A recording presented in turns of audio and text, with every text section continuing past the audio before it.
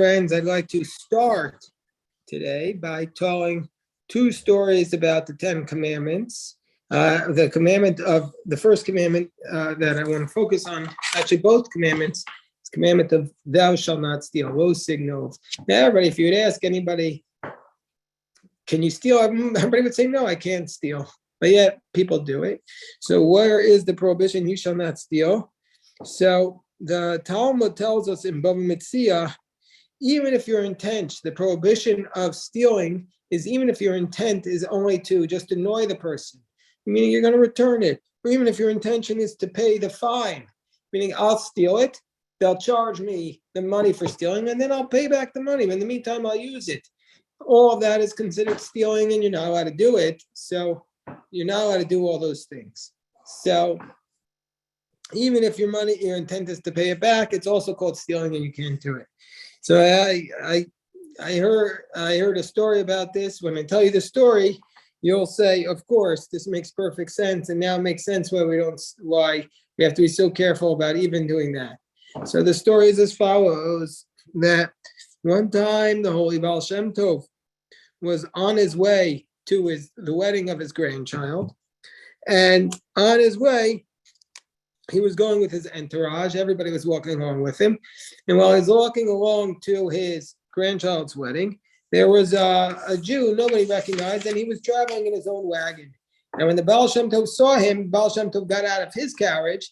He walked over to this man's wagon, and he said something to him in his ear. And the man heard this. He nodded his head, and he turned around and started going in the other direction. So when the older Hasidim saw what the Rebbe had done, they didn't have the chutzpah to say to the Rebbe, what did you just do? They didn't have the impudence to say to him, explain your actions to us. But instead, they realized this man must be very special. And so they sent two of the younger Hasidim to go and find out the name of this Rebbe and find out who he was, so that they could figure out what was so great about him. So quickly they asked two people to go, and these two people ran after him, and they ran up to this man who was on his wagon, and they said to him, Shalom Aleichem, Rebbe. Greetings to you, my great rabbi and tzaddik. And he said, what are you doing? He said, I'm no rabbi, I'm no son of a rabbi, I'm nothing. They said, no, you're obviously a great tzaddik, or else the Baal Shem Tov, the holy Baal Shem Tov, would not have gotten off his carriage, come over to you and whispered something in your ear. You must be imbued with tremendous holiness. And they said, that's not the case. He says, not the case, but they wouldn't let him go. So seeing that these people were holding on to his coattails and they weren't letting go, he says, first of all, I want you to know I'm nothing but a plain, very, very plain man. It's your rabbi who's very special. And I'll tell you the story. So he says, I live a little bit over on the other side. There's a little small village. That's where I live. And I have a friend there. And since childhood, we've been like brothers.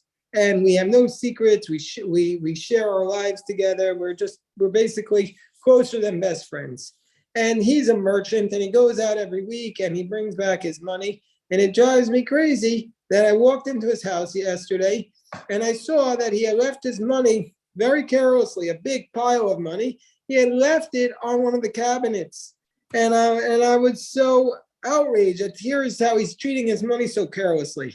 So I said, this is a terrible thing. What I'm going to do is I'm going to take the money, and then when he's going to come home and he's going to notice it's gone, and I'll say, listen, I took it to teach you not to leave your money lying around.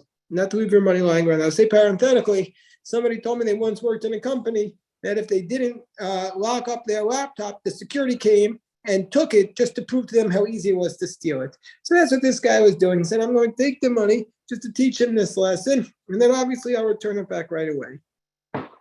So I did that. And then in the meantime, I went outside for, like a little bit, took a walk around the block. I came back. In the meantime, he opened up his cabinet, and he sees his money is missing. And he asked his wife if she took it, and she didn't take it. And all of a sudden they started crying and screaming, hollering. And next thing you know, all the neighbors were coming, and they started screaming, who took the money? Where's the money? Everybody stole the money. So I got there, and I was thinking, okay, I'll just wait for everybody to leave. And I don't want to say it in front of everybody because then they'll think I stole it, and then they'll think I'm just been embarrassed, and now I'm admitting it. And so I said, you know what? I'm just going to wait for them to be quiet, and then when they go away, I'll just give them the money. So I said, okay, I'll come back in an hour. But in an hour, when I came back, it was 10 times worse. All the policemen were there from the city. It was turned into a big federal case. Everybody's looking for the money. And I said, if I say that it was me who took the money, nobody's going to believe that I took the money in order just to borrow it, teach them a lesson for a little bit. They're going to think that I stole it, and I'm finally admitting my crime. So I said, let me go home and I'll sleep on it. In the morning, I'll return it to him. So then in the morning, he started thinking, you know what's going to happen? Nobody's going to believe my story now. He said, you know what I'll do? He started thinking to himself, you know what I'm going to do? I can't return the money. Might as well, very dangerous words, might as well invest a little bit of money for him. I'll make him some money. Then a little bit down the road, I'll give him back his money and I'll have a little profit. And, he'll believe me. And everything will work out well. And of course, we know that this is a terrible idea. First of all, you can't invest somebody else's money for them.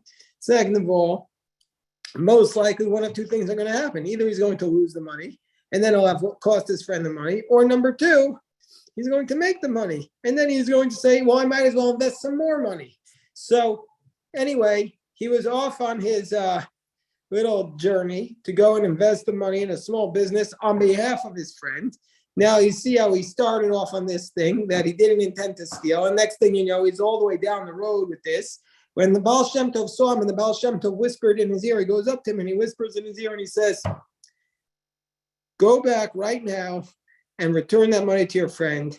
And I will be your witness in the court of heaven that you never intended to steal it. You just intended to take it for a little bit, and you're a good man, and you intended to return it. But you have to go back right now and return it. And that's what I'm doing. That's what the man said, and that's what I'm doing right now. And that's the first story, that you shall not steal. And I think to me, the point of the story is that there are all sorts of justifications for little small stealing. And at the end of the day, it's stealing. And then once you start down this road, it will never end. This man kept justifying himself every step of the way for not stopping it. And he needed the reminder from the Rebbe to whisper in his ear, go back home and return the money. So that's story number one. Let me just see if anybody has a question about that story. I see nobody has a question. So I can go right now. Oh, you have a question. Okay, hold on. Let me press stop on the recording. Hold on.